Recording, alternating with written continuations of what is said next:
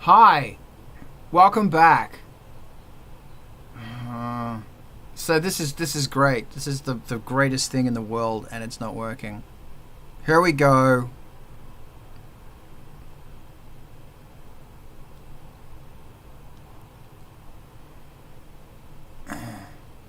All right, we just reconnected with Zoom. I'm like, okay, can you get me on the festival? Can you please tell? You seriously? You just kept going? No. We're doing the stuff that we're talking out of school stuff. All right. We're saving it for the show. I've got. Okay. Well, here's what's gonna happen. I think we're live again. This is fucking bullshit. If what we're doing is, that's the Zoom. And if you're really interested in watching this, join us on the Zoom. And if this goes down again, I officially don't give a fuck anymore. Because I don't know what the fuck's going on. Right. Razzie, school's in. Go. Okay. I'm going to stumble over my words, and I don't have a lot of like well thought out actual factuals here, but from the vibe of the question, Julius, I've been coming from that perspective before, like what can a label do for me? And it's not really the right question, unfortunately. Labels don't do artist development right now. You may end up in a social situation with people that you know that are really good at public relations or distribution partnerships or something like that. But generally speaking, going to a label to increase your numbers is a bit of a cart before the horse. They're a label that you want, the one that you might be envisioning, the one that you're probably talking about in this very question, or at least imagining, wants to see you already on this trend. They want to see you making an increase. They want to see you having an impact in the scene. They want to see you doing things with bands above and at your level. They want to see you integrating and doing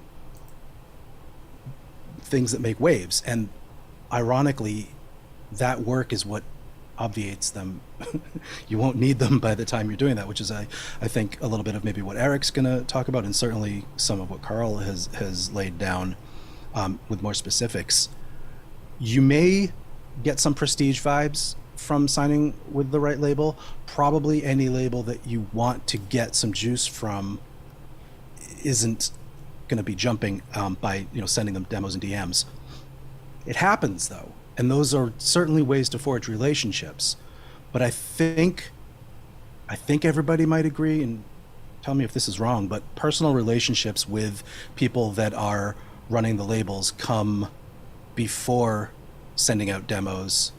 It comes before guessing which labels might be the right ones. And this question that you're asking is actually exactly that. This is the right step, asking and talking and meeting and knowing. So I'm going to leave it there. I've got other thoughts, but I want to let other people get in on it.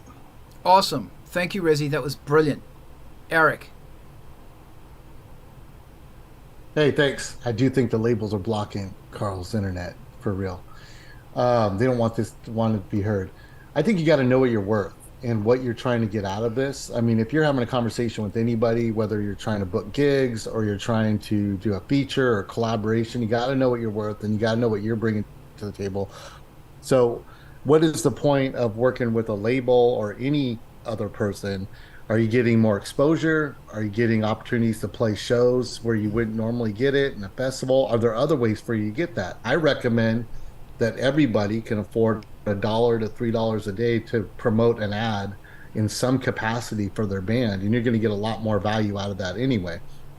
I just renewed an ad on Regen right now, and that's pennies a day, and then you learn how to track like what's happening on Regen or anyone coming from Regen. How do I get them to this? I've gotten better at time, like directing them to a link that has a gate on it that gets them to follow me on Spotify, gives me their email address, then I give them something for free. And if you're relying on someone else, you're not learning any of those skills at all. And COVID, for better or for worse, has been a great equalizer over the last 3 years because it put us all online, and we're able to reach out and connect and talk to and add value with so many people that we would have had to be physically in front of at a festival show or playing or luck to get to. You can get to so much quicker, but you definitely have to know, like, am I doing this to get on a big compilation, but am I the first track on there, or am I number 47 and it doesn't matter anyway? I mean, you got to really understand kind of what you're getting out of any situation, and definitely you don't want to sign up for anything that's multiple, that you owe them anything and they're taking money from you. It doesn't make any sense.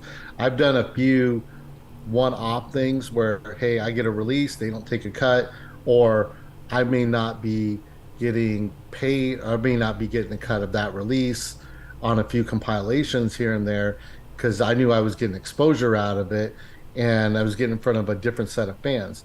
I did a feature with a Sony hip hop artist because I knew it was worth spending a few dollars to get that feature with him. And I'm not signed to Sony, I'm not beholden to Sony, but I do have to follow some of their rules that he has, and they can say, no, he can't do that feature with me. And because that exposes me to a different audience that isn't industrial, that isn't dark electro, etc. So I think you got to weigh a lot of these things. And also, one of the things Carl was talking about is when you're on a label, you're going to be on a label's Bandcamp page. Try finding a band that's on a label and seeing their back catalog on Bandcamp. It's almost impossible when they're under the label program, because you got to see every single thing that label has before you even get to there isn't even a way to search for all of your releases under that label. It's just very difficult. And then the labels are going to block you from your song being on YouTube in a DJ set. It's going to block your song from being on a Twitch in a DJ set. It just makes it really just limits on how you can release things. I go on forever, but those are my top bullet points. Thanks, man. This is going to turn into therapy, because I've noticed before everyone talks, they go, oh. Ivan, if this goes down again, I'm going to mention names. Ivan, go. All right. So it seems like this is a problem that has probably been around for forever. New Order started Factory because of the label situation back then, and that was a long time ago now. But these days, the big first question is, what's the actual value add that any label is bringing to you? Because this needs to be a both hands washing each other sort of moment, or it should be a no-go, plain and simple. Because the label will just not deal with you if you're not bringing value. If they're not bringing value to you, then the same should apply. No ifs, ands, or buts. And these days, labels aren't doing the marketing for you anymore. They're making you shoot the TikToks. And they're going to be asking for you to do a number of them per week, as part of a contractual agreement. You could shoot those on your own already, and see and schedule your own release of them, and probably do a better job than they do. Manufacturing, is that what they bring to the table? In a world where it's more likely that people are going to buy your music digitally anyways. So they have they can get to the front of the line to press CDs or vinyl.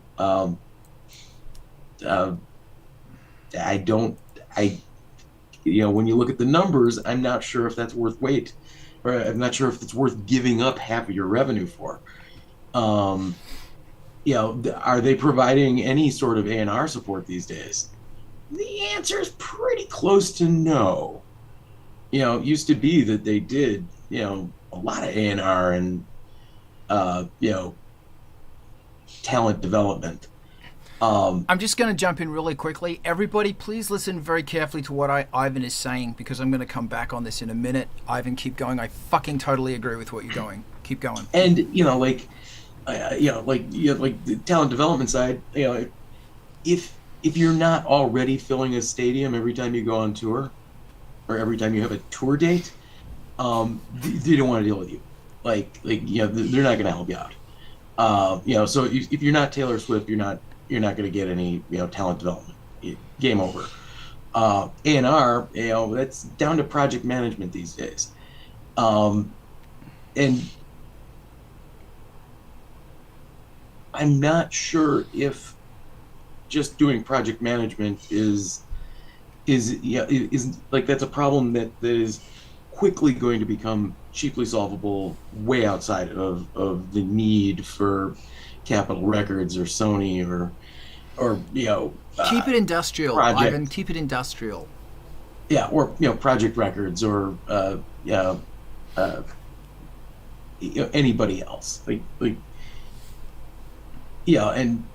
There's getting to be, there's no point. Like, no reason to give up a bunch of your revenue and not really get anything back for it. It's like, they're going to take a whole bunch of your revenue, and they're not going to replace that missing revenue by increasing your sales, by increasing your numbers. They're just not going to, they're not really going to they're not bringing enough to the table for that. It's not worth the trouble. I always like to use Abney Park as my example of how all of this now works, because back in the 2000s, they were doing the whole Abney Park goth band thing, and the labels wanted nothing to do with them. Then they switched over to do being a steampunk band, and just blew it out. I mean, tons of social engagement back in the 2000s when nobody even knew what that was. They started selling their albums online all on their own. You pay a fee, and then just go FTP them for yourself. And that suddenly got the labels' attention. The labels, they had the meetings, and like big labels were like, hey, you should sign with us because look what we can do for you. And their answer was quite simple. It was no, just no, because we're already doing all of that. So why do we need you? And I think that worked out well for them because they didn't have trouble filling a room. Okay. Thank My you. rant is over. That was a good rant. Thank you, Vince. Thank you, Ivan. I want to hit on a whole bunch of that shit. Vince, go.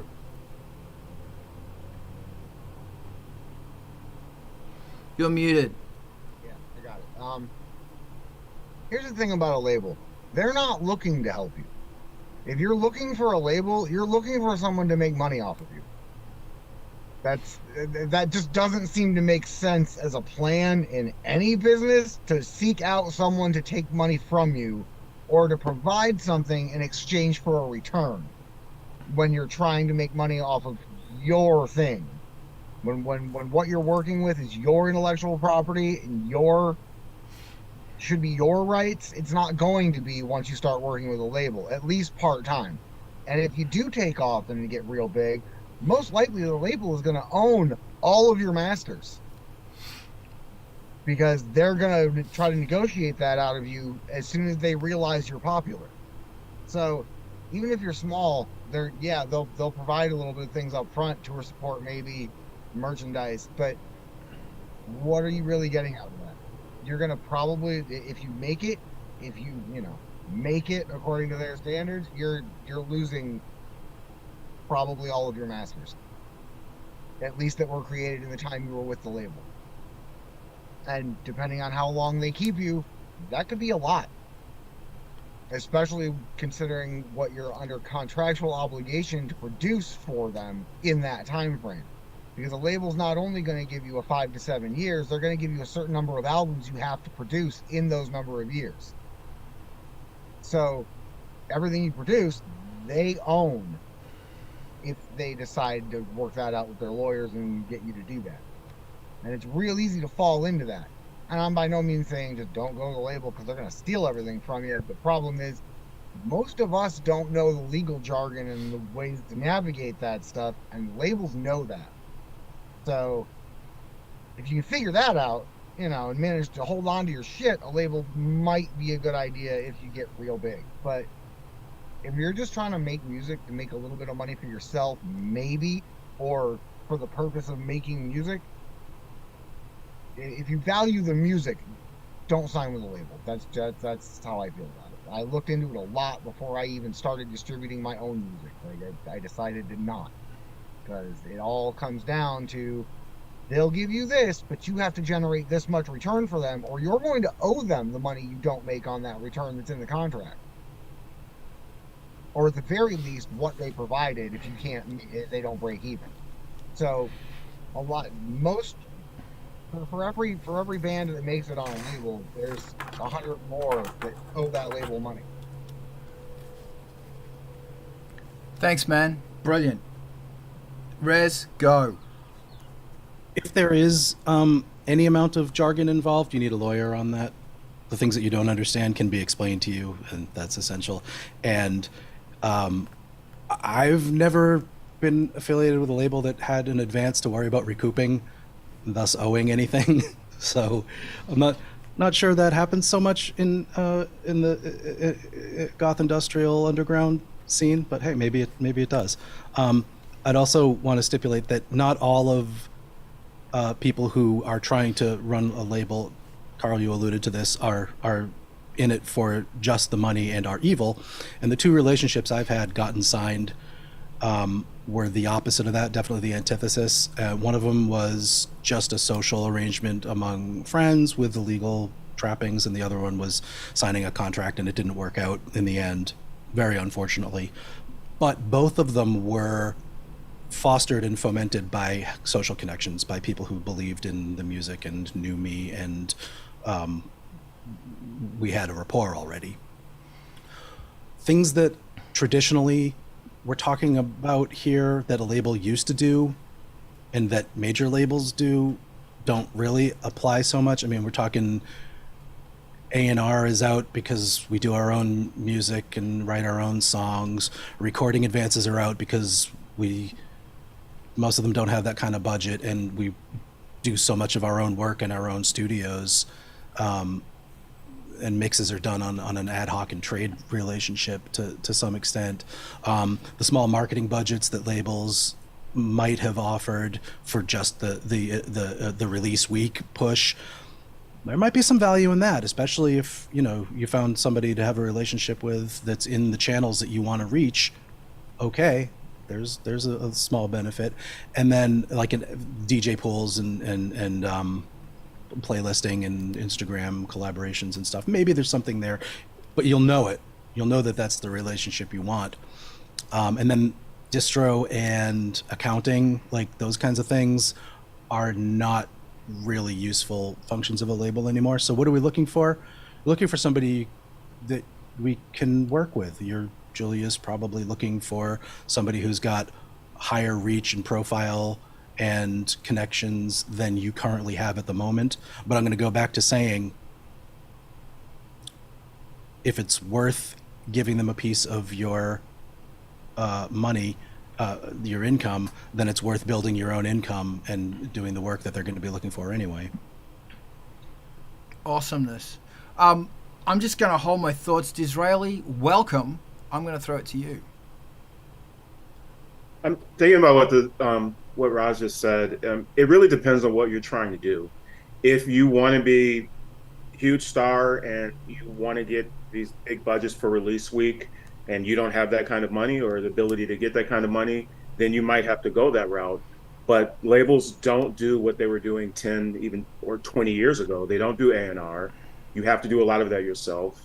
And as an artist, you really should be trying to learn those things anyway. And you can pay for a lot of individuals to do some of that on your own terms. I've done it myself and for other artists over the last 20 years. And I just think that there are a lot of tools out there. And if you really just know what you want to do, and if you want to make a living and do art, you should just really, in my opinion, just stay independent as long as you can to get the best possible deal that you can get if you want to go further to get bigger shows. But a lot of that stuff you can even get buy-ons for. There are so many tools out there for artists to use right now. Social media. I was able to make money doing this in the 2000s, And it seems like right now there are far more tools available than were available then. So that's really all my thoughts that I had. Thanks, Disraeli. Welcome, and you should come more often. Alex, hit me. Not much experience myself, but what I've realized by just looking at booklets of CDs is that sometimes if artists are really popular, they have deals with labels where they just use them to distribute their CDs.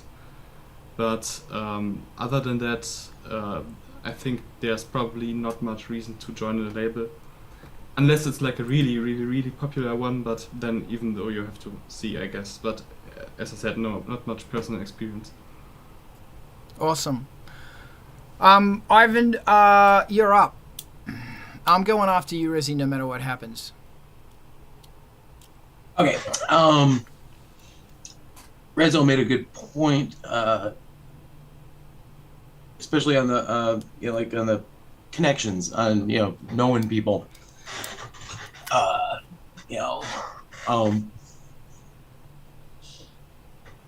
Always be willing to talk, and more importantly, always be willing to listen, because that's the that's how you make those connections, and you find those people that you can help, and they can help you, and everybody gets helped, and everybody is infinitely happier as a result. It works the same. It works the same in every industry. I work in the tech industry, and back when I was still a kid and new at that, I quickly learned that always being willing to listen had a huge payoff. Always be, just always being willing to listen did pay off, was gigantic, because there reached a point in my career where part of my job wasn't just writing code.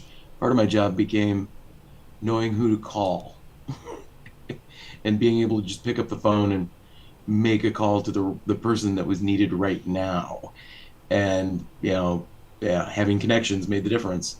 And the music industry is, I think, probably even more an example of what that means. So kind of teaches you not be a jerk to people, because you jerk to them today and then you need them tomorrow, and that's no good anymore. Just better to just be cool in the first place. All right, that's me. And thus was said by Bill and Ted, be awesome to everyone. Raz, go. I'm being vague in all of these and not naming actual names, but I think the most valuable things resemble artist collectives right now. Yep.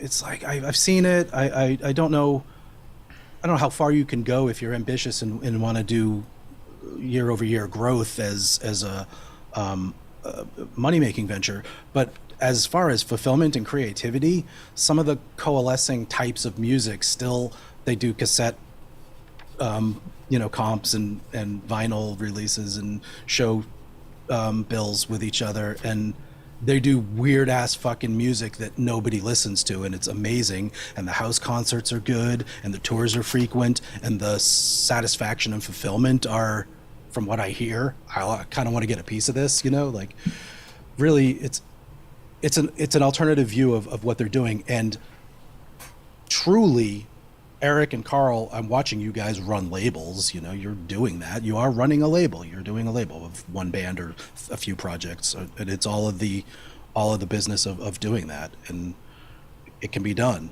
We're seeing it. Thank you, man. I appreciate that. Mez, go. Hi. Okay, so my devil's advocate question is, those of you that have been involved with labels, what is the best benefit? What is the one good thing that they've actually done for you? Okay, that's good. Thank you very much. What I'm going to do is I'm going to do my rant, and then we're going to come back to good things about labels.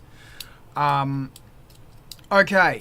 Thank you, and there's been a whole bunch of really good points brought up here. all of them have to do with being a professional musician and getting somebody else to help you be a professional musician to basically sell your product. Distribution, marketing, touring, blah, blah, blah, blah, blah, blah, blah, equals sell your product. So we have a collective right here where you can get on and ask questions about selling your product. And there's a billion fucking YouTube things if you could be fucked watching that shit. I could have put more swear words in that, but I just didn't. So you've got to be your own label. And remember, the objective, we are looking at bands that are selling maybe 100, 200 digitals, and if they're crazy enough to print CDs, maybe 50 to 100 CDs. Like, come on, really, that's what we're looking at.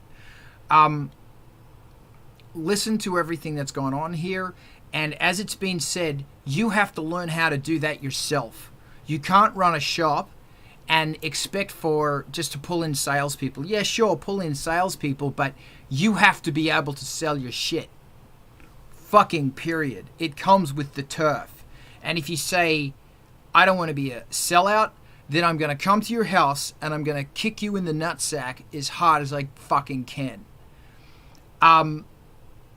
There's a lot of labels. In fact, I have not done one signage that is... All of the signages I've done are what's called non-recoupable, which means if you run at a loss, the record label foots the bill, not you. That's the thing I've noticed in industrial music labels. They're non-recoupable. And that's great, but the problem you've got, therefore, is they're not taking big risks. Yes, they're going to print your CD, and you're used to doing a digital digipack with a 6-panel fold. They're only going to do a 1-panel, a 4-panel fold, a 2-panel booklet. That artwork that you're crazy about, they're not going to do that because they can't afford to. If you want to put in for that, sure, but at the end of the day, that's not going to be lessening the price of the CD. That's not going to scratch your back in any way. A good thing about labels is tour connections. Just kidding. Not at all. The one label, look, I'm going to say a label, Dancing Ferret, the first label we were signed to was awesome. Patrick was amazing. Really shitty, actually, man. I was so spoilt with that label because that guy he knew how to market, he knew how to write a thing, he knew everybody who could play the game, he was a fucking gentleman scholar. He connected you to a... he got on the phone to call Olaf from Wings of Destiny to say, book fucking ANGELSPIT, put them on tours, da-da-da-da-da-da-da-da. That was Patrick. Fucking awesome label. And when it came time to shake hands and get my things back, not a fucking problem at all. I looked at the contract, he looked at the contract, ticked boxes, shook hands, said thanks so much. As far as other labels go and everything else, I have had absolutely no tour connectivity. And like one amazing thing, another amazing thing from Dancing Ferret is I met Ego Likeness. And the cool thing about a label is you can say, oh, I'm on label X, you're on label X, maybe let's do something. There's that. But predominantly, I just don't think you want to really make contact with bands. If you want to make contact with a band, this is crazy what Carl's saying right now, it's in a pub. Over a fucking orange juice or a pina colada or whatever, or a coffee. You want a label to solicit you, to get you in front of an agent. That's what you want. You want distro. You want professional contact. This is professional to professional contract. This is business to business, not business to end user. Actually, it's business to agency. You want, and I only got that once, and that was with Dancing Ferret. And not only did I get that, I also got a handshake with Ethan, who ran all the American tours as well. That's, oh boy, that's another conversation. If two bands want to go out and tour, I say good luck to you. If two bands want to go out on a tour with an agent, I say count me in. That agency that's the bee's knees. And not very many labels can offer that anymore. The way you get on an agency is by going on tour, getting out there, getting calluses on your knees and your bloody everything, and then going to the agent saying, let's fucking do this. Do not set up a tour from home. Jump on a bigger tour, and that's why you should do a buy-on. Because trust me, you are going to save so much time, money, and fucking around if you buy on. Oh my God. There's that Carl rant. There's that Carl rant. No, wait, there's more. Remixes. You can get good remixes by just directly approaching the bands. You're going to start swapping. This is another major fucking spiel as well. You'll probably start with swaps. If you want a good one, pay for it. But the problem with a label paying for a remix, that remix might not fall into your 5-year window time frame of your license, of your signing license. I have several remixes that the label paid for, but the label still owns them, and I can't get them back. Some of them I've got 50% of it back, but predominantly I've learnt you have to go straight to the label, or if you're going to buy a remix from someone, you make sure that it's a total buyout. That person's not buying into the royalties or anything else, or if it's a reduced rate, you buy into the royalties. Fucking whatever, figure it out. As long as you are in control, or you have the predominancy of control, that's that fucking thing there. If you have a job, by advertising. In fact, I'm going to just mute my microphone for a second.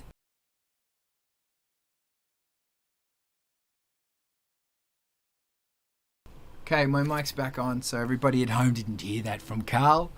Spend the fucking money and do your fucking thing.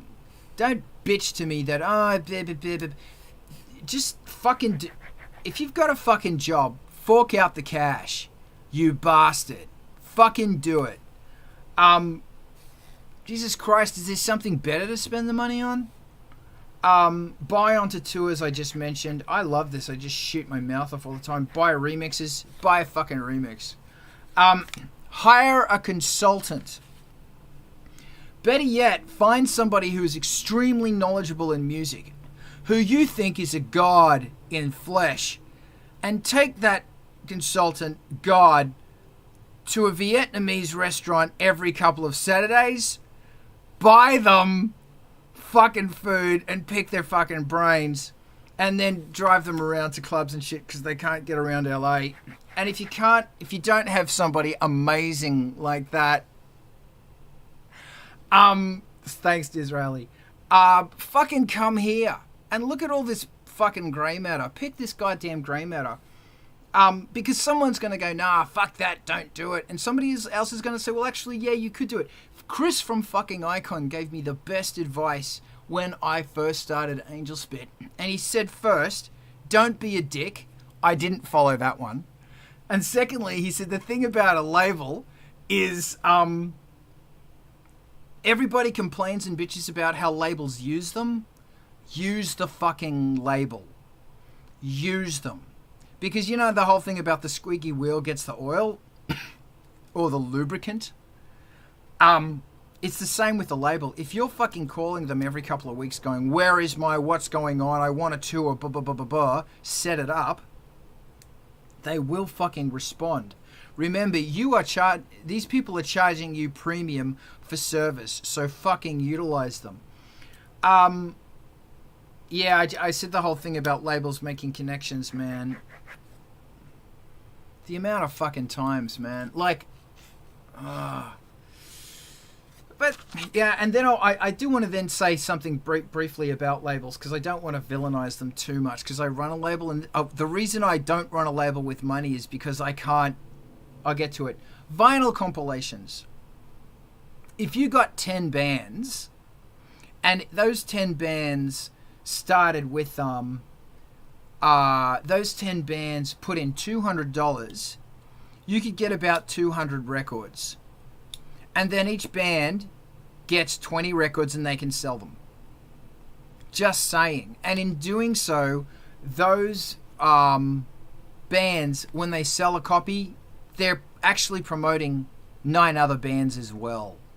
That's what coalitions do, consider it. And if you're going to put an album, but it's got to get mastered and shipped. That's something else. So yeah, the thing about a label is you got to remember that for someone to be doing this, they're going to be looking at this going, they want to be making money from it. And the thing about it is that the money, the aforementioned 50% that they're taking, is probably going into their wage. It's probably not going into ad campaigns and all of that shit. Maybe 10% of that is going into, I don't know, I pulled that number out of my ass. A very small amount. Is the stream down again? I don't know, I'm going to keep going. Thank you, though. Because person running a label is allowed to make a buck. And they're allowed, they should be paid for what they're doing because they come with a lot of knowledge. They've taken a lot of risk. They've got a lot of contacts. You pay for shit like that as long as you get to utilize shit like that and you get your money's worth. So running a label is really hard and it really fucking sucks. So yeah, let's just have a moment's silence for label runners. Okay, we're done. Ivan, go. Okay, so I got a recommendation. I'm going to suggest that people do some reading. Okay, yeah, sure. I can't read it. Yeah, let me fix that. Brand Boom. smart. Boom. It's the Band Martin Smart. Atkins Band Smart book. This is a freaking Bible. Oh, literally, it's gigantic. But it is full of wisdom because Martin Atkins is full of wisdom. And he is more than willing to share it. And shoot his mouth off about it. Just get him talking. It'll be fine. But he is really experienced and really smart and really understands the business of being a band, and he's proven it time and again. So he's got good ideas. They're in here, and his Tour Smart book is just as good. And the third one, Welcome to the Music Business, You're Fucked. He's not wrong. So, Awesome. Ivan, my thoughts again. thank you very much for your thoughts again. That's actually really good reading material there. Razzie, go. So it's funny, Ivan, that you should lead into me with that, since when Mez asked good things that have come of working with labels, Martin Atkins. I mean, I think it's okay for me to say that the second label I got signed to and didn't work out was Invisible. That was Martin's label, and he is the kind of resource that exemplifies good things that happen from those relationships. He was extremely generous with one-to-one conversations. He was extremely forthcoming with what he felt were fundamental truths about going from nothing to something. And he's got the receipts, as an educator, mentor, person who's been in a lot of places on a lot of stages. And immediately he got us a couple of cool stages and, some cool remixes, and integrated us into his network and told us how to book a tour and, get going with it, and how to screen print stickers and t-shirts and stuff. And it's like, yeah, that is what we're talking about when I don't know anything about after the signing, because that's where things fell off anyway. But the people that can do that kind of relationship building, and that's just the way he is, I believe, showing the past 20 years, subsequent 20 years, is just that's how he works in the world. He teaches and educates and shares and launches museums and stuff. So I run into him somewhat frequently, and that is exactly how he just is all the time. Like, there it is. And he's also all business, he wears a suit, He is a very, very good listener. Yep. So to wrap that up, the good things are still relationship stuff and networking stuff that does exist, or did, for me. And if there's one other positive, it was Carl alluded to it, that label that you're on. Oh, you're on a label, I'm on a label. There's some legitimacy and business to business kind of leveling up that you do by claiming that, but I don't know if that was just my weird ego thing or if it actually happens to people. But yeah, so Martin Atkins, folks. Thanks, Raz. Fucking awesome. Eric? Brings a whole new meaning to the term Atkins diet. So I think Raz, I think sometimes people are just looking for validation. I think a lot of artists are looking for validation, and they confuse that for needing a record deal. I've been able to get in front of Martin, not as much quality time as the two of you guys, but just by being perseverant and going, oh, he's doing this online college thing, or Curse Mackey, who I had a relationship, mentioned him to me, so he talked to me. And what I took away from it, my first thought was, oh, that's great. Those 3 books are amazing, Ivan. But I'm like, where's that social media marketing section in there? Where's that TikTok section? And then I had to step back and look at it and go, if he wrote a section, he would still apply the same kind of mentality to it. And he would apply that kind of guerrilla marketing aspect, do it yourself, quit complaining, get out of bed, get up earlier. You got to have that mindset. I think a lot of labels are like the military. They're recruiting people that are in a certain place in their life or have certain needs, and they need validation, or they are just down on their luck, or they don't want to do the work, and they know they can get them in there because they want those kind of people. They aren't looking for people that are going to go in there and put a marketing campaign out there and be super opinionated on every aspect of it. They're looking at people that can provide them product and then let them go do what they're going to do, and they roll the dice on them. Go ahead. I was talking to him last Sunday down in Chicago, and he mentioned wanting to do a re-release of the books to include social media stuff. All right, Carl's writing a note down. It says, ask Ivan to ask Martin about doing a guest appearance in the next couple weeks on Art of Rock. I really think we should try to arrange that, because I think he'd be super valuable here. Yeah, if he would do it, just tell him it's been a burnout students this time. So the last thing I was going to add is that I just ordered our new CD. It's a 6-panel digipack. I use Atomic, and it was less than $3 for each CD at just 100 CDs. I think I had a discount code, but it's very cost effective. What was it? Put the discount code in the chat. Yeah, if I can find it, I'll put it in. No, you're going to fucking find it, and you're going to put it in the fucking chat. It. I'll hide it in between some yum codes for the new single. So constantly look out there. We have November Black Friday coming up. Atomic will do like a $99 deal for 100 CDs, and I would sign up for that now and use it 5 months from now when you need it. Look for those kind of things. But it's very cost effective. But it's also a different mindset of like, okay, I'm gonna get these CDs. Even my favorite bands are only selling 300 to 500 tops, and even ones I really like are 100 and under. Don't just throw it online and say it's up for sale now. Get creative. Like, I'm going to present mine at live shows. The 6 or 7 live shows we're doing this summer, only available at those live shows for a few months.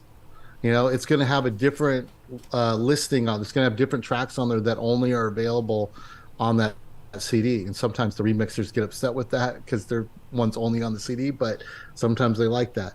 So I think it's a matter of, it's like a mentality of I'm going to do it this way. I'm going to do it myself. I'm going to learn from it. If you were recording music and you left the guitar up to someone else, you're never going to learn how to play guitar. If you need to mix your music and you never mix it, you're never going to learn how to mix. If you don't know how to sell your music, you're never going to get better at selling your music. That's it. Thank you, man. That was great. Alex? So the one thing I'm fairly certain about with this is that the average listener, especially in DIY influenced genres like industrial music, doesn't care if you're on a label. I think that's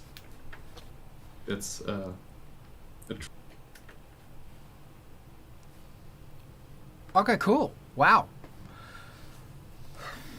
All right, that's really interesting. Also, the thing about validation is interesting. The amount of people I've met who are fucking, I want to get signed to label X because, and it's like, idiot. Raz, go. Just a quickie. And this is a little bit self-serving, but to mention all I said about Martin and Invisible without mentioning DJ Atom Bomb would be a huge disservice, because he's sort of the first level of integrating with community and doing stuff. So people who are the promoters and DJs in your local scene are often the most important immediate relationships to doing things that have an enlarging sphere and escalate your profile. So I just wanted to put that on the record. Thank you very much. Alex?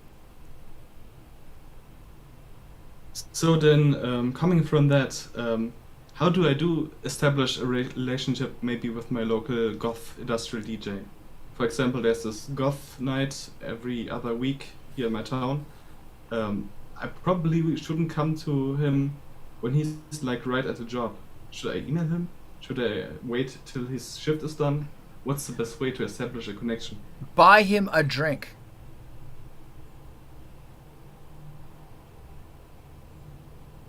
And then have a chat. This sucks, man. This is really fucking hard. If you can do this, you're better than I am. I can't fucking do this. Buy them a drink, have a chat, and exchange emails. Or send them an email or a Facebook message saying, I was at the club. I loved listening to your set. It was great. Hey, man, here's an MP3 of what I do too. That's the approach that I take because I can't talk to people because people scare me. I'm going to throw this to Eric, and Eric can wind into that question as well. Go. All right. So add value, provide something of value to them. I mean, this works with anybody, even people online. Don't ask first, give them something, say, hey, can I buy you a drink? You're giving them something.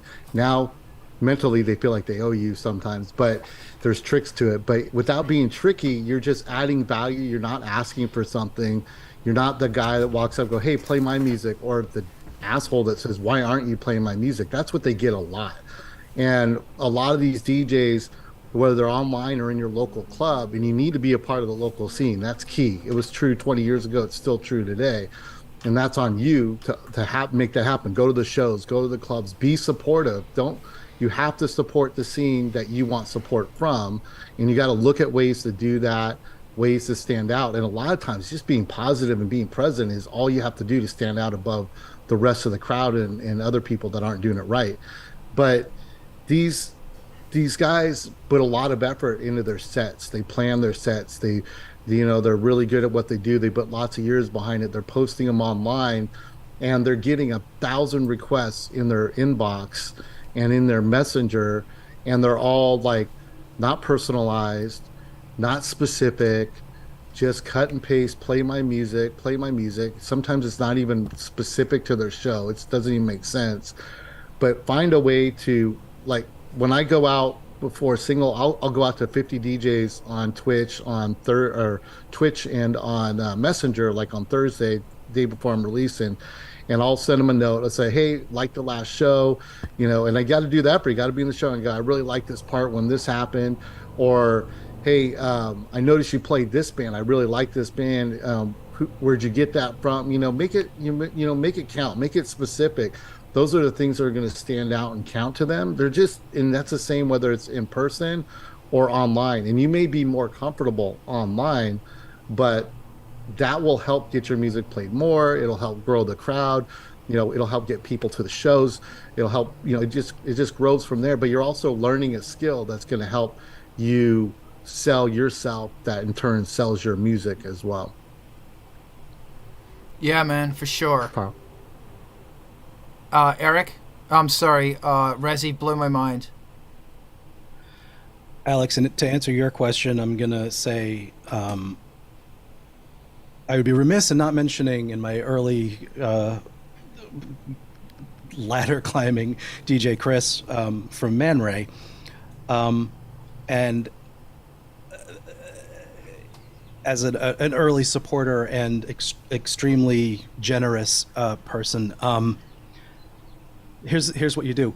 You mix your song, put it on a DAT, bring the DAT machine to the DJ booth, make big eyes and say, please play my DAT, and the DJ is going to be really generous and connect the DAT machine to his rig and absolutely clear the floor with your banger, like make everybody just leave. And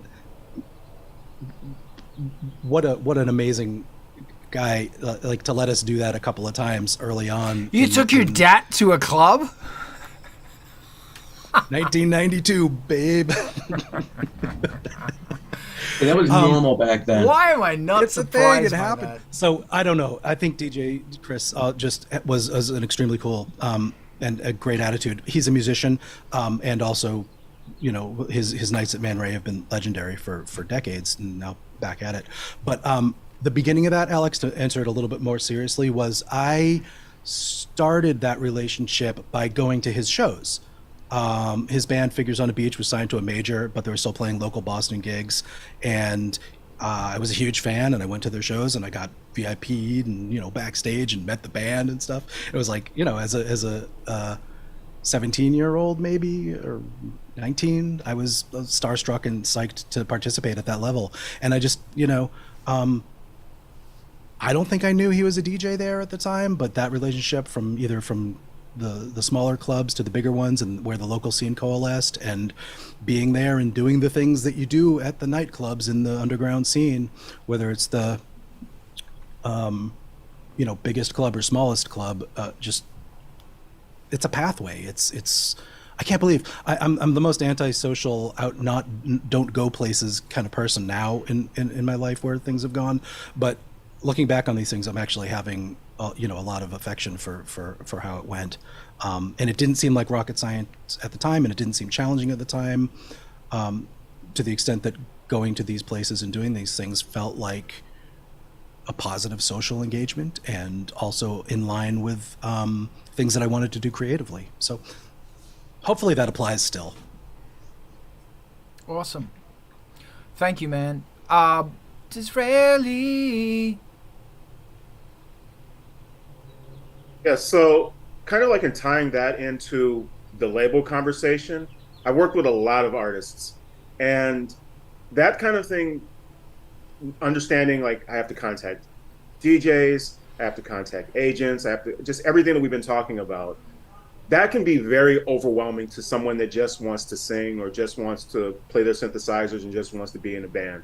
And to kind of tie that back into our conversation about good things about labels, or linking up with someone that maybe is willing to invest in you, and take a percentage of your profit, that would be a reason if you just don't feel like you can do that. Because my day job is I'm a portfolio manager for technology.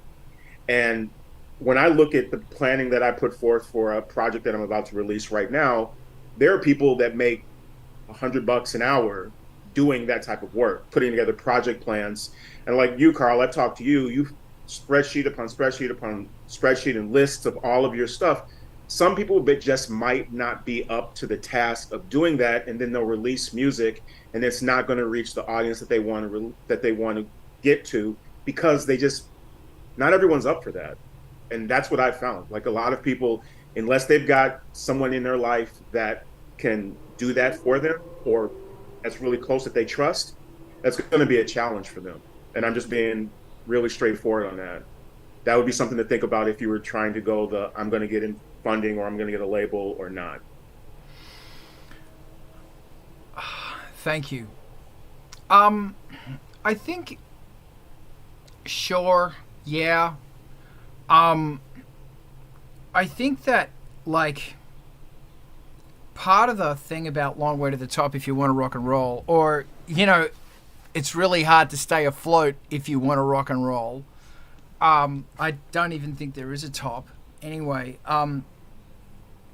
I think it is critically important that artists get their feet, hands, whatever part, limbs dirty.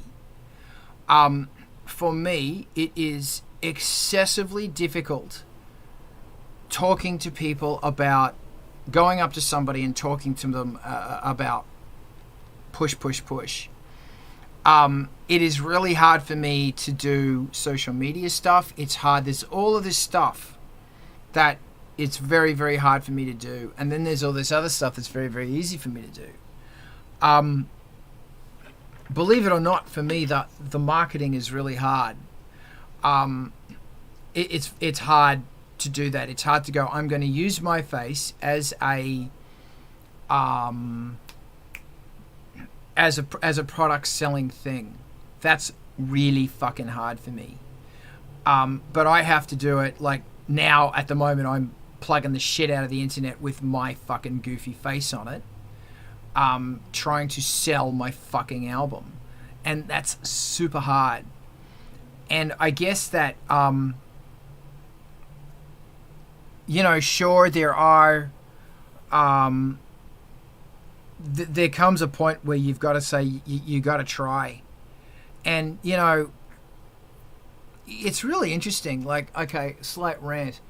I'm noticing, because with the Kickstarter you can see where everything's coming from. Hardly, like, stuff that yields sales, it's not coming from Instagram. It's coming from Twitter slightly. It's not really coming from Facebook.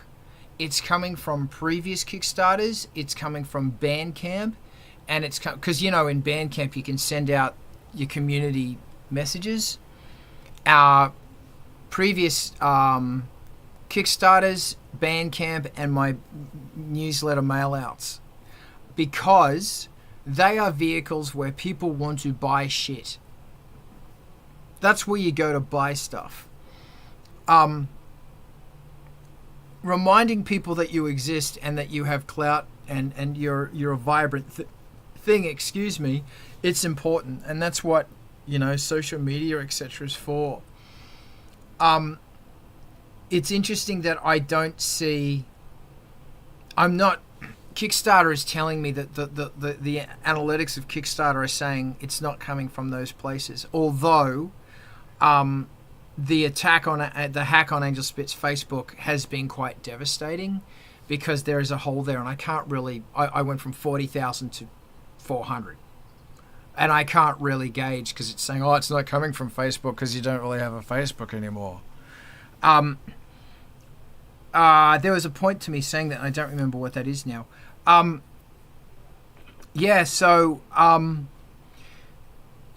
think that you've got to that there's business, and if you want to make music just for shits and giggles, then I'm secretly jealous of you.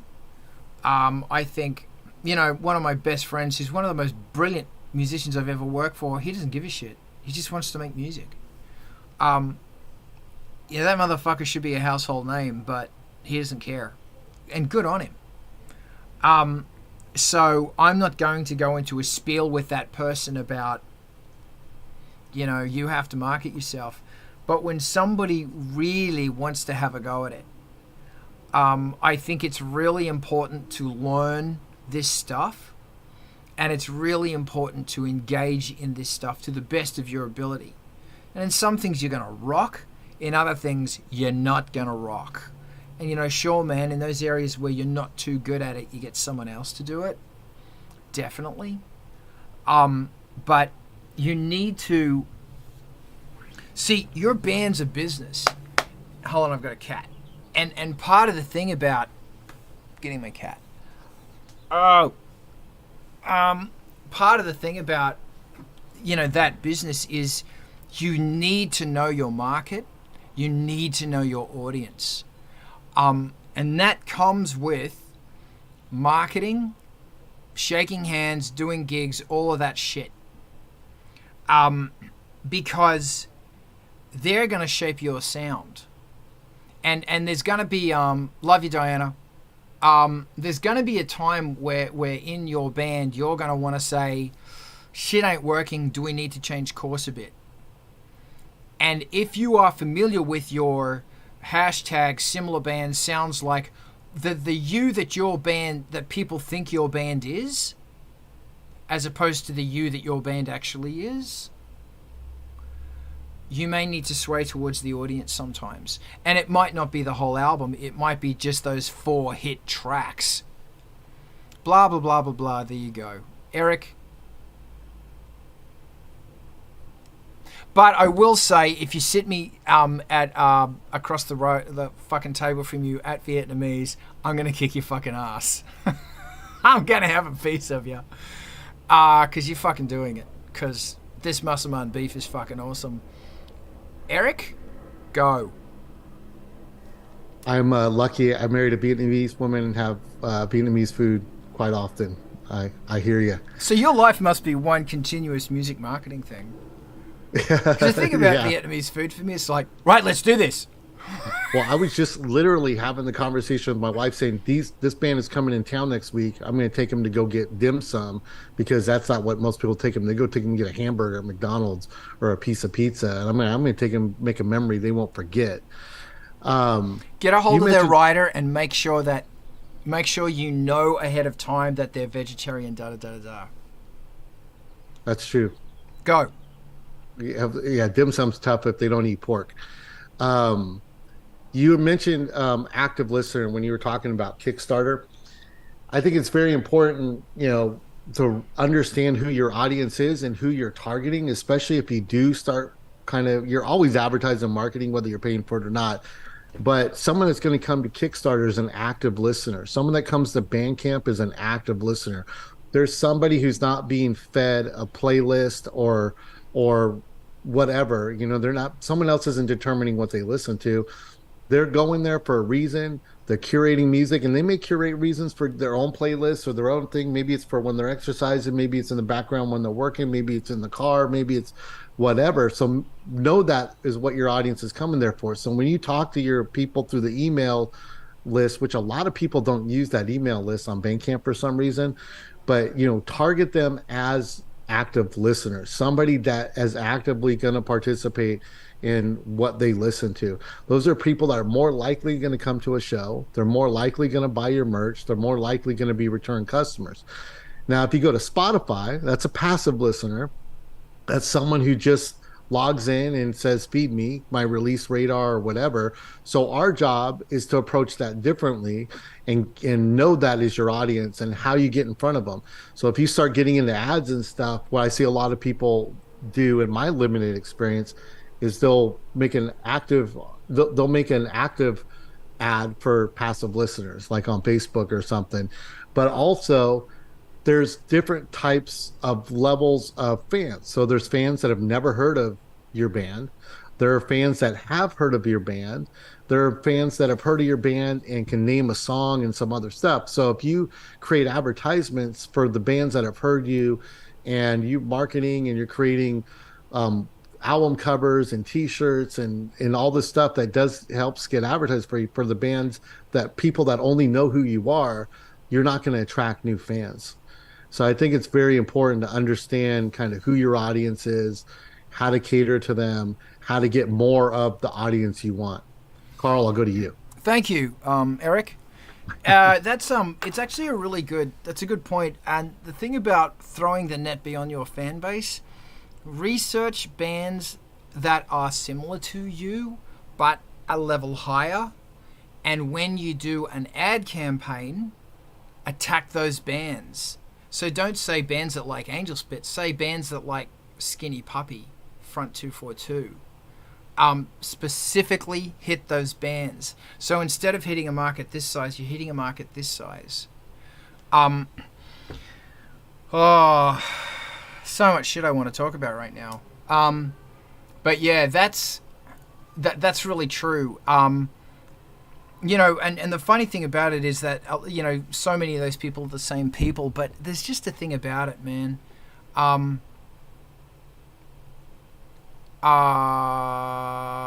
Yes. Yeah, it's an interesting thing. I'm just going to throw it to you, Vince, because I like what you say. Okay. I just wanted to say that when you're talking about looking outside of your audience and looking at a broader range of stuff, do not underestimate the support that you may get from the hip hop community. especially producers in the hip hop community, because they follow a lot of music coming out because they sample things, much like we do. So you hit the hip hop community with your ads, you're likely to get seen by a lot more people, not necessarily more interaction on out of just that, but it makes a decent, like, I run ads on Instagram every few months usually, just because I'm trying to keep the profile active and make sure it gets seen as much as possible, so my links get seen and things of that nature. But hip hop, glitch hop, lo-fi, all of that goes in my hashtags, and I generally hit roughly 5 times the predicted audience that Instagram gives me on an ad in the first day. If I'm running a 5-day ad and it says it's going to reach 5,000 people, by day two anyway, I've hit 25,000 people reached. So it doesn't necessarily guarantee the interaction, but the more people you hit, the more interaction you're going to get overall. So, like, broaden your base. Don't necessarily even stick to just our genres, because other people like things that come out of our genre, even if they're not a fan of the genre in general. Can I stay here? Hold on, Eric, give me a sec. Vince, give us some wisdom about writing a good ad. Are you using Kickstarter, Facebook, and Instagram, one or the other? What? I use Instagram because Facebook ads get almost no reaction no matter what I do with them.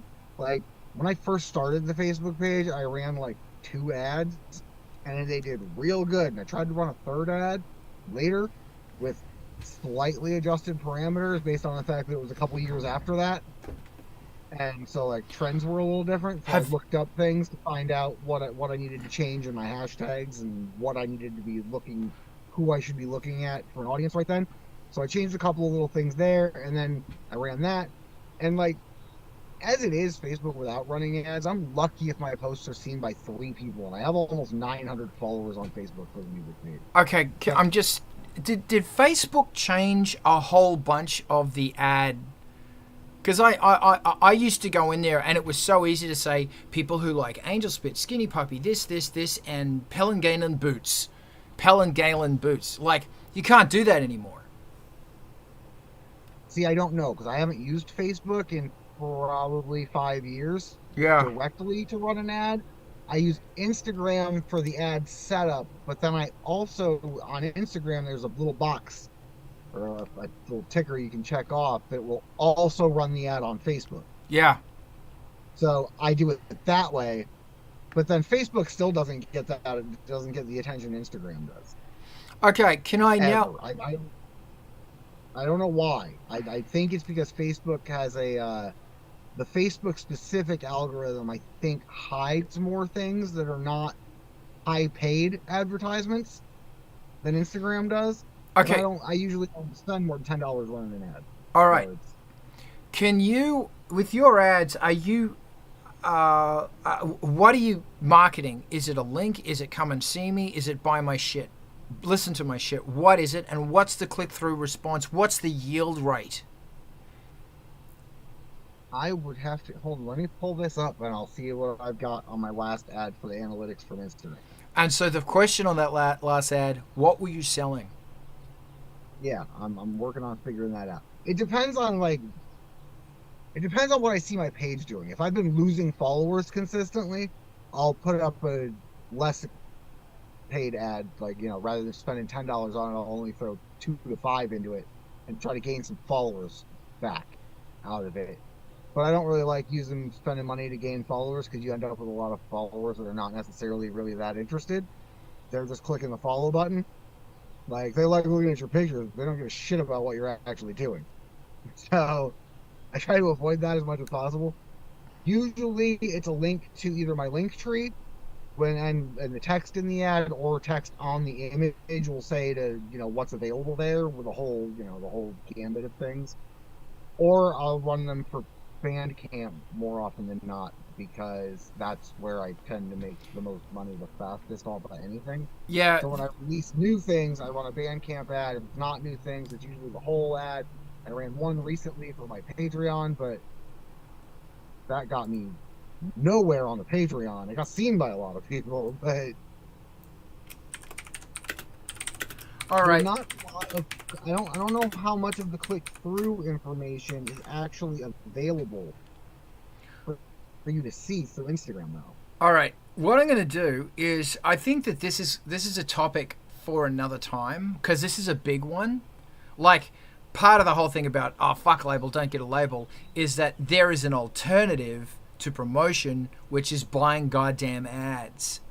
Yeah. And the problem we're getting now is that increasingly even the ads aren't getting seen, and the ads are not resulting in a click buy, in a return on investment.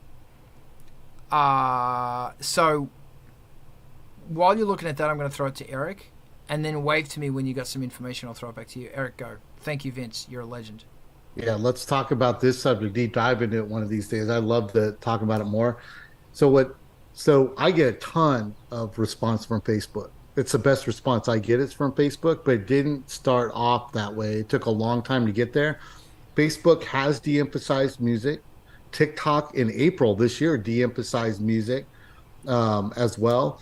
So, those things are constantly changing, and we're chasing, they call it chasing the algorithm, right? And all the algorithm means is, how do you get in front of your audience? And they're actually there to help you get in front of your audience. So we got to change looking at it as a blocker. I think a lot of us look at it as a blocker. But I used to do an ad on Regen. So that's not on Facebook, on Regen Online. I would send, when they click on the ad, they would go to my Bandcamp page, because I thought those were more active listeners and they're going to listen to it and they're going to buy. And then I started thinking they were more passive, because they weren't clicking on links when they were going to Bandcamp. But I could see in Bandcamp they were clicking from Regen and coming over as one of the top sources. So I started sending them to Spotify. But then you have to be logged into Spotify for that link to work. So what I started doing a couple months ago is I created a download gate, and I use HypeEdit, which you got to pay for. It's like $100 a year. But there's free versions of stuff like this. And I just put a link into the gate. And this is one that I learned from too, but worked really effectively, is I send them to this download gate that they can all get to.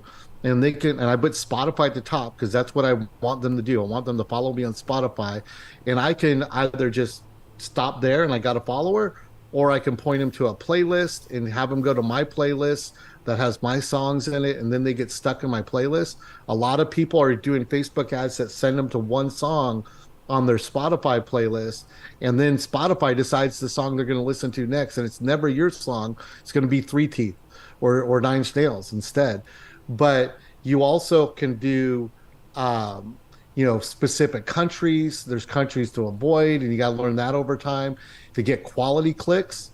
You have interests. Like, if I know that if I put Nine Nails and Skinny Puppy and The Prodigy, I'm going to get 33% to 40% click through on those ones. But if I put in Underworld or Orbital, I'm going to get 20% or less, and other ones don't even work at all. You have to figure out what works for you the best, and you can target those things, but you also have to be creative and target Spotify listeners, so now only Spotify listeners are seeing this, and they like Nine Inch Nails. They're likely going to click on it, and I'll get a higher click-through rate. But on Facebook, they did introduce AI that if you turn that on, it'll continually refine who clicks on it, and refine your audience to it. If you give it a bigger kind of budget, a longer time, it takes 2 weeks for an ad to start working a lot of times on Facebook, especially when you're sending them somewhere else, because you're sending them off platform. That's like the hardest thing to possibly do, is send them off a platform that you're advertising on. And that platform doesn't want you to leave that platform. So it's always, you're working against the platform rules. So if I send them to this download gate, it's less offensive to the platform, because it doesn't say Spotify or Bandcamp. If you ever say Bandcamp on Bandcamp Friday, no one's going to hear it in Facebook, because the algorithm doesn't want to hear it. But if I send them there, now they can click on SoundCloud instead, or they can go to a free link, or I can send them to my merch store. I can control control what that is. But I've also used it to collect emails for people that don't want to go through Spotify and now have 300 people on an email list. So if anything happens to my Facebook, unfortunately, that does happen, right? I have that email list to fall back on and some other tools to start falling back on. There's a deep dive to go on this. This is something I'm passionate about. I don't want to go on, take up the whole time though. No, this is good, man. This is good. I'll say thank you. Vince, did I see your hand waving? Yeah, I just wanted to. I was trying to finish what I was saying before because you asked me about things and I didn't get to answer because something got changed. I held on to what I was thinking of for once. Floor is yours, baby. The last ad I ran was for Bandcamp. It was a Bandcamp link. I got 200 external link tabs, 195 of them from the ad. It cost me 5 cents a piece per website visit. So I know generally we've talked about this that it costs 25 to 50 cents to get people to get per click when you run an ad. I do not see nearly that high of a price ever when I run an ad. And honestly, I'm not exactly sure what I'm doing. Best I can tell is because I've got it running in countries that I know my music was popular in like 10 years ago when it was on streaming sites or on torrent sites, because that's where I first started, was Mini Nova. And I kept track of the countries I was popular in there, and I still run ads to those countries, and that's still where it gets seen the most. So it's not like I'm real popular, so I don't know. Okay. I have a list of hashtags I use that people follow, but I can't access that right now without going in to set up to start an ad. And I gotta just remind me. So this is from Instagram, shooting at Instagram, but ticking the box that says Facebook too. Yes. Wow. 5 cents a fucking click. Yeah. Wow. $10 ad, 200 external link tabs. 87,000 people reached in 5 days. Okay. That's excessively good, Vince. That's amazing. No, there's been a little bit of refinement over the last couple of years as to what audiences I use. I had to take Russia off the list because with all the shit going on with Russia and the Ukraine since then, like my posts were not getting seen at all. Like Russia was a country I was marketing to. Okay. So I had to take that out of the list of countries, but other than that, I haven't changed a whole lot. Added a couple of new hashtags, but next time I run an ad, I'll take a screenshot so I can get the list of hashtags and interests I use. I'd like that. This is a conversation that is never going to get tiresome because it's always relevant, and I thank you for this. Was there anything else you wanted to add, or can I throw it to the Raz? No, go ahead. I'm done. Fucking good job, mate. Razzie, go. Nice. I was going to do my best to try to pressure the whole conversation over into the difference between impressions versus conversions and how to actually target with a clear call to action that actually has a predictable cost per acquisition to lifetime value of the target listener. But Eric's kind of got that like on lock. There's a lot of really good information in there, and I hope you'll come back maybe next week with a full, like, I don't know if you want to spill numbers or percentages or something, but knowing some of the specifics of what you're doing would be, really, really helpful and valuable and interesting. I hope you'll. Okay. Yeah, I'm more than happy to share specifics. any details you guys want. What you've shared in the private Discord also has been really interesting and engaging. But hey, everybody wants to know. Good shit.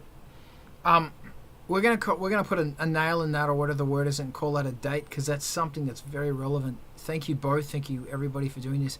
Alex, I need you to blow my mind.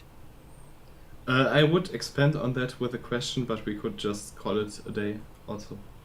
Ask the question anyway. So I'm not at a point in my music endeavors, but just of curiosity, what do you think about maybe more alternative ideas of promoting yourself?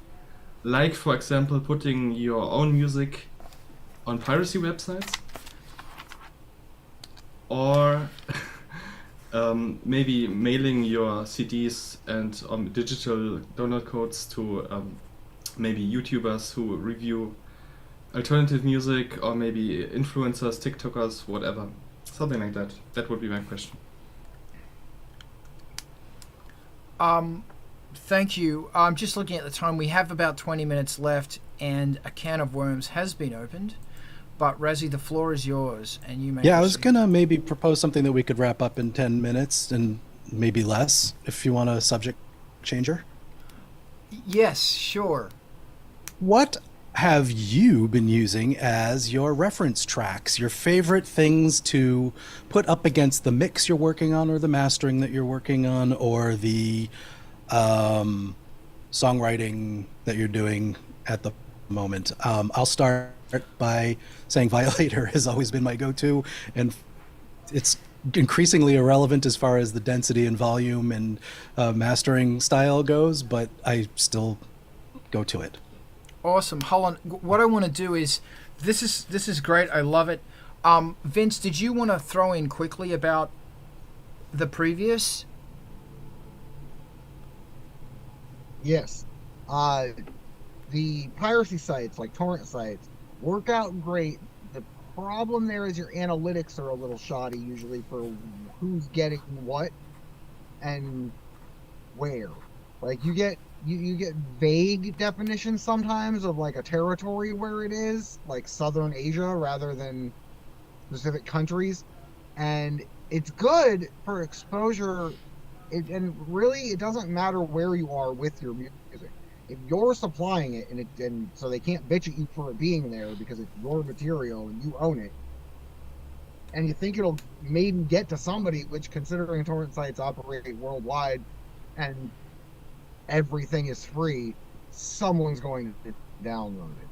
You'll be heard by someone, even if it's not a whole lot of people. You'll get somewhere. When I started on Mini Nova, I had over 40,000 downloads in the first week I uploaded my first 4 songs. So, and that was with zero promotion, zero anything. The reason I had to take Russia out of my countries, and the reason it was in there to begin with, is because I was most popular in Russia, according to Mini Nova. So, it can absolutely tell you, at least a general part of the world, where you want to market to for what you're doing. As long as you're continuing to do the same thing, that information will stand. Okay, thank you. I want to shoot my mouth off about this. Firstly, I'm going to say, if you want to give your music away for free, do it on Bandcamp. And the good thing about Bandcamp is you get to keep their emails, especially on Bandcamp Friday or whatever. Free track. Take out an ad saying free track on Bandcamp. Those people who are acquiring your stuff and getting their emails, there is a high chance that those people are active people who are going to buy your merch in future. Emails that come from Bandcamp get opened. MailChimp, kinda.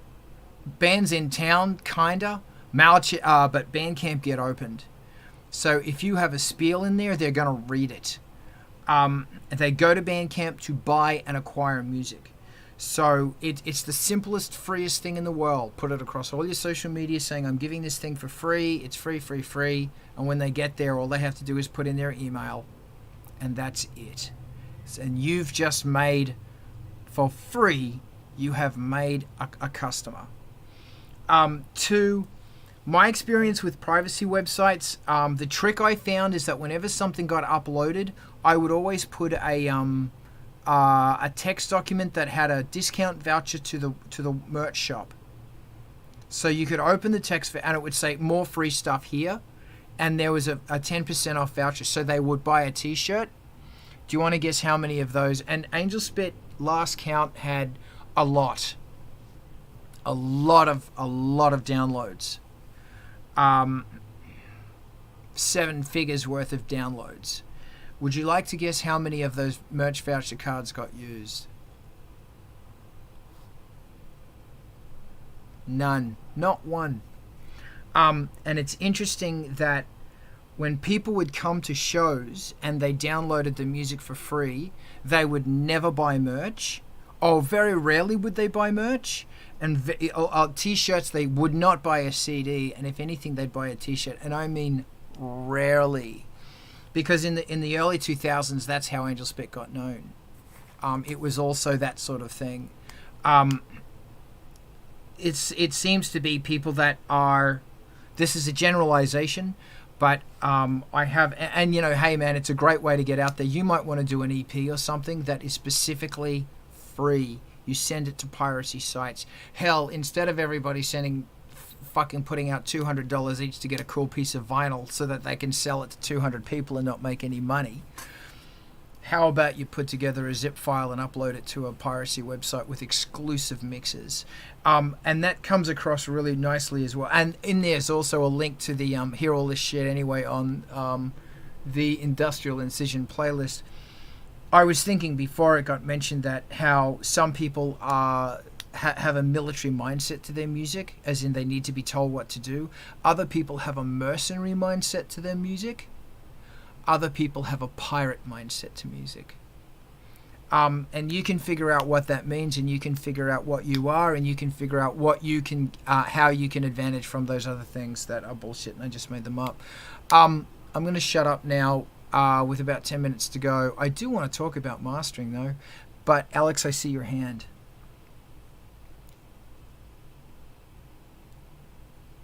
I raised it originally because of the reference track question. Maybe quickly for me. Go. It's Dracula by Rob Zombie, Alle Sterne by Schwefelgelb, and then I think also some Death Grips song. Usually. You rock star. Fantastic, thank you. Disraeli, what you got? For references for the project that I'm working on right now, because it's quite a few different genres blended up into one, I'm mostly using She Wants Revenge, their first album, Downward Spiral, and some different pop songs by female artists that have been released recently so that my ear is not completely devoid of how things are being done right now. Awesome, thank you. Ivan. All right, my reference tracks. Depends on the day of the week and what I'm working on. Lately, I've been hitting Yes by Click Click pretty hard. Otherwise, Every Day's Halloween is a good choice. And then The Hacker by Clock DBA is going to get used. And then, for that really weird side project, The Boy with the Gun by David Sylvian. Awesome. For me, Jesus Christ Pose, Soundgarden, March of the Pigs, 9 Inch Nails, and Angel Spit's Satanic Aesthetic. And Grind. Because those tracks do fucking thump. I'm really lucky. I've got the same mastering guy, and I can just say to him, make it sound like Angel Spit. And he knows exactly what to do. I see hands still up. Disraeli, did you want to jump in again? Your hand is up. I had just left that up. Sorry, I did have another question, but we don't have enough time for it. All right. It was a gear question. I know that would take too long. I like gear questions. What always happens is once we're done, we go. We hang out here for a while and chat. And then, but you're absolutely welcome to join us again next week. Rezi, I see your hand. Nobody said Asia by Steely Dan. What room are we in? I know. Just for the kick drum and bass, though. Thank you. It had to get said. It had to get said. Eric. I was waiting for Carl to say Led Zeppelin or something like that. Baker Street. First album. Jerry Rafferty. Baker Street. I was going to say one other thing I think might be helpful is that, people talk about the algorithm and social media and stuff. I would look at it like we used to have to go make flyers. We probably had to find someone to help us make a flyer. We had to cut and paste stuff together. We had to go get those printed at Kinko's, RIP, and then we had to go put them on cars. We had to go drive in our local area because that's as far as we could go. We had to see if we could get other people to help us. Look at social media as that platform for you now, and figure out, like, go into Twitch, go into streams, go into chat, start networking and doing those things. And the reach is so far now. I think we look at the algorithm as an enemy or a barrier, but we used to be the algorithm on our feet, walking down Hollywood Boulevard, putting flyers up on the telephone poles and in the windows of the record stores. And then some bastard walking 20 meters behind you would put their flyer straight on top of yours. Yeah, especially if ours get taken down in Dallas. Yeah, them were good days. That's good, Eric. I appreciate that. I'm going to call this. This has been really good, and I'm grateful. This has been very knowledgeful, and there's been so much knowledge shared. Sean, I don't know what's the right word. Who cares? English is something that should only happen between friends, in my humble opinion. We are going to raid to MTV TV. By the way, how about next week you join us here on Art of Rock? And if you're not following Angel Spit on Twitch yet, do it, because that's where the craziness is. And if you want to help me out, join my Patreon. It will really, really, really, really help me out. And Angel Spit's 11th album is kickstarting right now. It's extremely heavy, and I'm super happy with it. But right now, we're going to MTV TV, which is right here. I think we just set up a raid. He's hoping we just set up a raid. And if you're not raiding with us, while you're at it, Industrial Incisions playlist, it's the best. Do it. We are going to MTV TV, which is right here. So join us over there because it's fucking awesome. And hell, man, that is one of the best forms of free marketing there is. Anyway, you rock supremely. Have a bloody awesome time. See you next week. Bye. Bye. Bye. Bye. Bye. Bye.